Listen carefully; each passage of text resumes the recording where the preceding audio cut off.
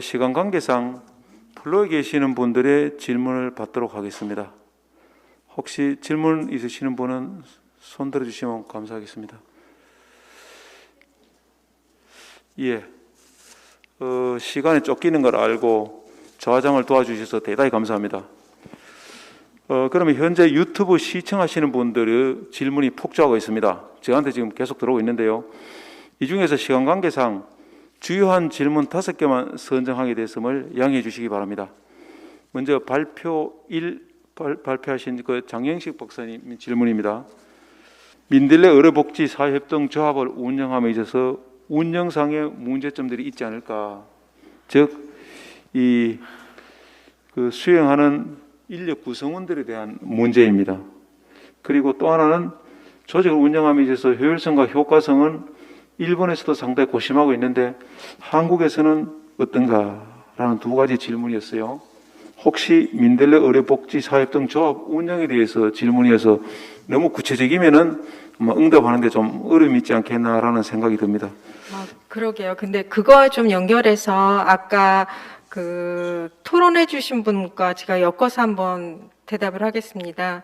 그 민들레 네네. 그러면 잠시만요. 제가 좀 진행 좀 하고 답은 좀 이따가 숨 쉴 여유를 충분히 드리겠습니다. 그 다음에 또 이 장인식 박사님한테 왔는 것은 그 커뮤니티 케어의 구체적인 역할과 혹시 대안이 있는지, 커뮤니티 케어에 대한 구체적인 역할과 대안, 혹시 유튜브 시청자들이 주신 질문을 제가 요약해서 하다 보니 제대로 전달 안 될 가능성도 있음을 양해해 주시기 바랍니다. 예, 이어서 이 박영란 교수님께 또 2가지 질문이 들어왔는데요. 하나는 이 사회적 약자를 위한 지역 사회 기반의 사회적 경제 모델이 있는지, 혹시 있다면 지향점은 무엇인지 좀 제안해 주시길 바랍니다. 라는 내용입니다. 2번째는 역시 박영란 교수님입니다.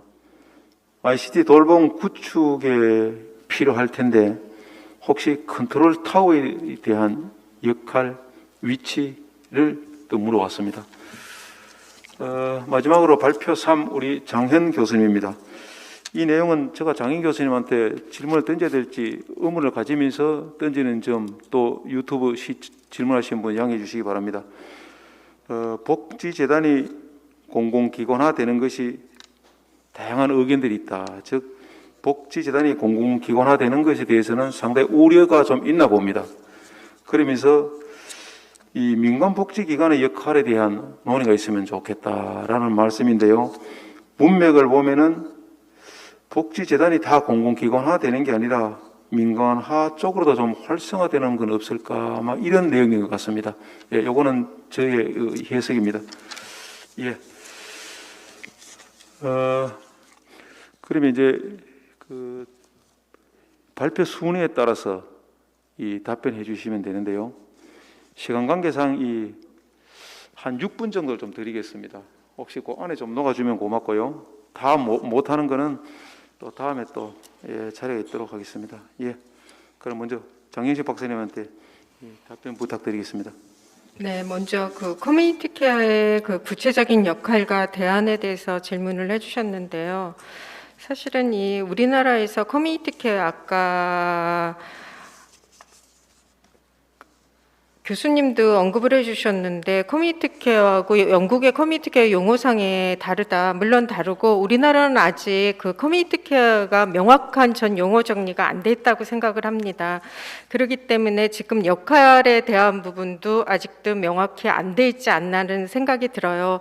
그래서 아까 그 정 박사님은 공공의 관점에서 커뮤니티 케어와 사회적 경제에 대한 그 접점을 말씀을 해주신 거고, 저는 그 대안에 대해서 하나 설명을 드리려고 합니다. 우리 라잔 라구남 교수가 우리 국가가 움직이려면 새 기둥이 필요하다는 그 새 기둥에 대한 책을 2019년에 냈습니다. 첫 번째 기둥이 정부고 두 번째 기둥이 시장이고 세 번째가 공동체였습니다. 지역 공동체. 저는 이게 커뮤니티 케어도 필요하다고 생각해요. 제가 발표했던 서클이 그런 지역 공동체를 구축하는 영국의 요람에서 무덤까지 복지에 대한 거를 강조했다면 이 공동체가 정말 그 복지국가를 넘어서는 그런 거를 강조했던 게 이 협동조합으로 운영되는 서클이었다고 생각합니다. 이거는 민간에서 자발적으로 협동조합이 구축돼서 지속 가능성과 연결시켰던 건데요. 여기에 대상자의 그 조합원들은 조합비를 내면서 자기네가 대상자도 되고 또 봉사를 해서 필요한 재가 서비스를 같이 실천하는 그 양쪽에 다 공급자와 대상자가 다 되는 그런 역할이거든요. 그래서 2000년도 초반에 출발해서 지금까지 지속 가능하게 운영이 되는 그런 민간회사의 그 자발성, 적응성, 유연성이 저는 여기에 있었다고 생각을 하고요. 그런 것이 지금 한국에서 필요해서 제가 민들레 의료복지사회협동조합을 제가 설명한 거는 이건 분명히 그 민들레 의료복지사회협동조합은 사회보험이 전제하는데 이 협동조합이 굴러가는 데 전제 조건이 되지만 제가 이 안에서 설명했던 돌봄 크러스트의 세계는 그거와 별개입니다.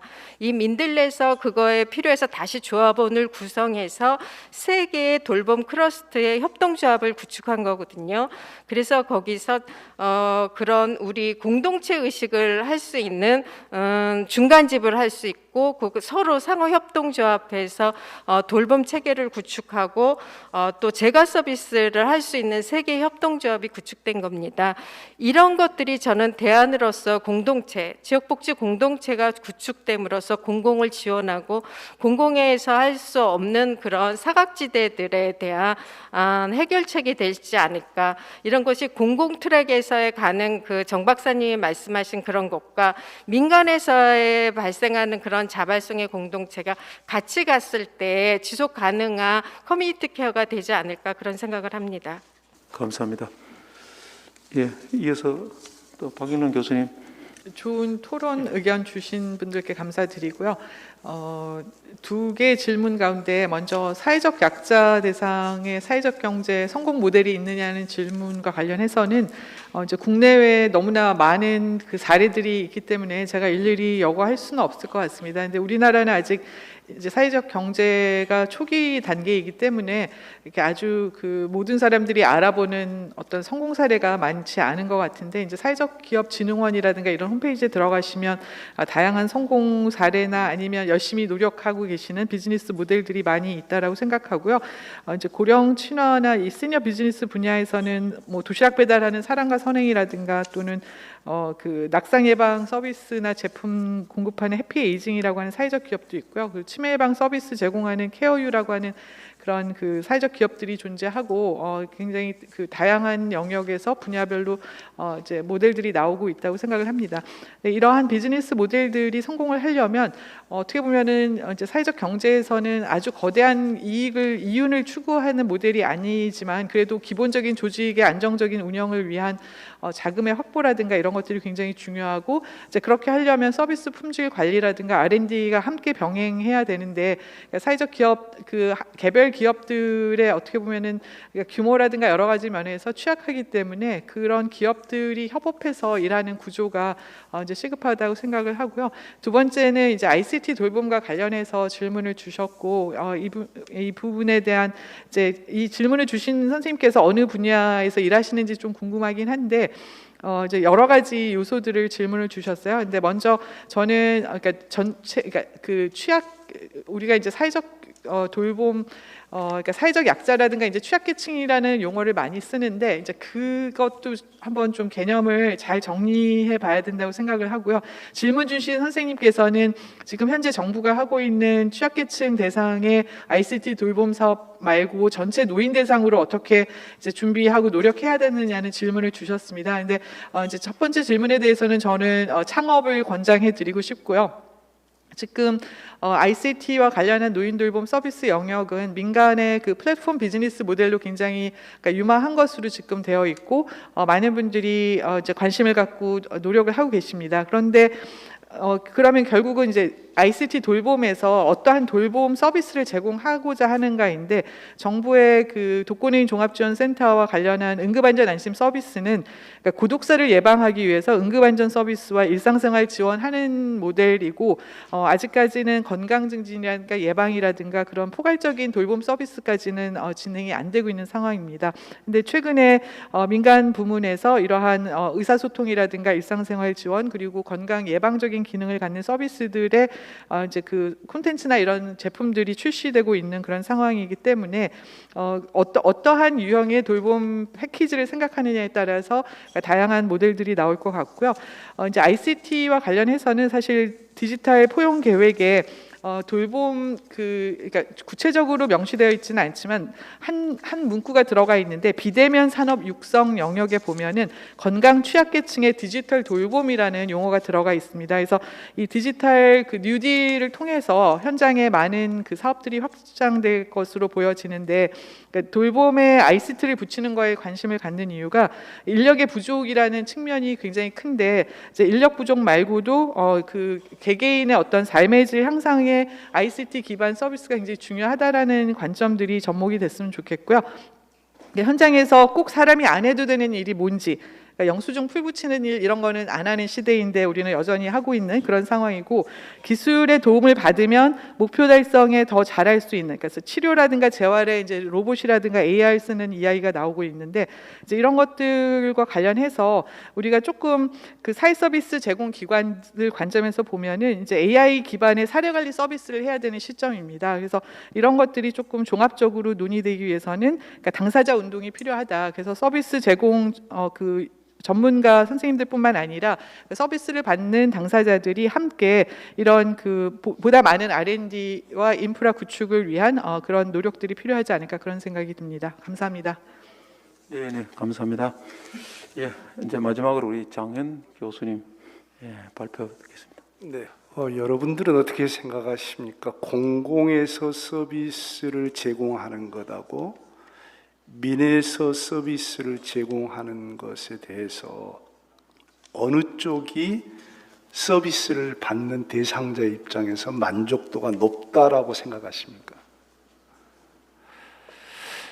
지금 이제 제가 보기에는 그렇습니다. 특히 이제 아동과 관련된 서비스에서는 우리 국민들의 요구가 공공화됐으면 좋겠다라는 쪽이 높은 것으로 알고 있고요. 노인 분야에 있어서는 저는 꼭 그렇지는 않다고 봅니다.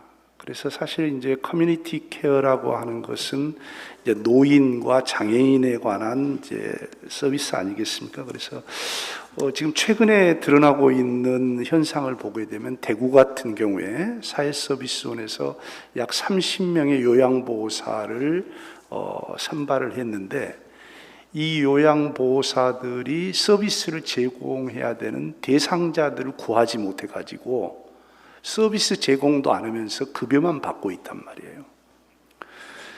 그래서 그럼 왜 그런 것이냐? 그래서 서비스를 받는 대상자 입장에서 서비스원의 서비스보다 일반들이 좋다라고 하는 것이 이제 회자가 되고 있기 때문에 그렇다라고 듣고 있는데 어찌됐든 지금 현재 모든 서비스를 공공화하는 것이 만능은 아니다. 저는 이제 그렇게 보고 있고요. 그래서 공공에서 개입해야 되는 이유는 뭐냐면은 서비스의 표준화를 통해서 서비스 질을 향상시켜야 된다. 그 다음에 OECD 평균에 있어서 우리나라의 사회 서비스의 공공에서 지출하는 비중이 타 OECD 국가들에 비해서 너무 적다. 그래서 일자리도 너무 적다. 그래서 이제 좀 이걸 확대해야 된다라고 하는 이제 그런 이야기인데, 예를 들어서 최근에 이제 저희 광주 같은 경우에 이런 사례들이 있습니다. 서비스 종사자들의 인권이라든가 근무 환경의 개선, 처우 개선, 이제 요양보호사들이라든가 생활지원사들에 대해서 이제 이렇게 얘기를 하거든요. 그래서 무작정 대상자가 원하는 서비스를 다 해주는 것은 맞지 않다. 그래서 생활지원사라든가 요양보호사들에게 일정 부분의 이제 그 인권 교육이라든가 처우 개선 이런 이제 근무 환경 개선을 위해서 교육들이 들어가잖아요. 그랬을 때 이제 이런 거거든요. 우리가 식사를 할 때 보조하도록 돼 있지 식사를 모두 다 요양보호사 다 준비하고 다 차려가지고 먹여주도록 돼 있지 않아요. 근데 기존의 서비스를 하던 민간 영역에서는 그것을 다 그렇게 해주었어요. 근데 최근에 들어서 사회서비스원에서 하는 서비스는 그렇게 하지 않거든요. 그러면 그건 우리 영역이 아닙니다. 딱 세워버려요. 그러니까 불만족에 대한 민원들이 굉장히 쇄도하고 있는 상황이거든요. 그래서 대상자 입장에서 볼 때는 꼭 서비스가 공공화되는 것이 서비스의 질을 높이는 건 아니다라는 이제 그런 생각을 하나 해보고요. 아까 김대환 과장님께서 말씀하셨던 한 가지만 첨부해서 말씀드리면 시설 운영을 복지재단에서 하는 것이 맞느냐 아니면은 다른 별도의 기관을 설립해야 맞는 것이냐라는 이제 고민 말씀하셨는데 이제 광주광역시의 광산구는 시설공단이라는 거 하는 것을 설립을 해가지고 그 시설공단에서 문화체육시설과 모든 사회복지시설을 다 관장을 합니다. 그런 케이스가 있고요. 그다음에 아까 이제 의성처럼 복지재단에서 전부 다 이제 관장하는 케이스가 있거든요. 그것은 이제 지역의 사이즈라든가 이런 것을 이제 봐서 결정해야 될 것 같고요. 양혜택 교수님께서 토론해 준 것 중에 하나만 제가 말씀드리면은 커뮤니티 케어라고 하는 기본 개념은 커뮤니티예요. 지역사회예요. 그러면 광역 서비스원에서 어떤 서비스를 지원하는 것이 그것이 커뮤니티냐? 광역은 메트로폴리탄이거든요. 훨씬 범위가 커요. 그렇기 때문에 커뮤니티 케어에서 얘기하는 그 진짜 그 지역민이 원하는 서비스에 맞게 제공하기가 어렵다라고 하는 것이죠. 그런 측면에서 광역 서비스원에서 어떠한 돌봄이라든가 이런 서비스를 제공하는 것은 저는 맞지 않다. 그것이 최소한 226개 지자체로 기초지자체로 내려가야 맞다. 그럼 기초지자체에서 서비스를 제공하려면 어떻게 해야 되냐? 새롭게 어떠한 기구를 설립하는 것보다는 기존에 이미 있는 복지재단을 활용하는 것이 최선 아니지만 현 상황에서 대안이 되지 않겠느냐 하는 그런 말씀으로 제 얘기를 마치겠습니다. 예, 감사합니다. 시간을 잘 지켜주셨습니다. 저는 오늘 자장을 보면서 주제가 커뮤니티 케어와 사회적 경제입니다. 그도 지금까지 공급 방식은 경쟁과 효율 중심이었다면 앞으로는 협동과 연대를 지향하는 이런 방식으로 변경돼야 될 거다라고 생각하면서요. 그러면 이거에 대해서 조직의 안정이나 그다음에 서비스의 품질 향상 이런 거 어떻게 할 거냐 이거는 다음 논의 기회로 미뤄야 될 것 같습니다. 오늘은 답을 좀 얻고자 싶었습니다만은 거기까지는 미치지 못한 것 같습니다. 예, 시간 관계상 종합 토론은 여기서 마치도록 하겠습니다. 오늘 나누었던 이 커뮤니티 케어와 사회적 경제 공돌 학술대회에서 논의된 내용들이 지방자치단체의 커뮤니티 케어 실행과 복지재단 경영 모델 구축에 유용하게 활용될 수 있기를 기대합니다. 마지막으로 정영춘 교수님께서 나오셔서 폐회를 선언해 주시겠습니다.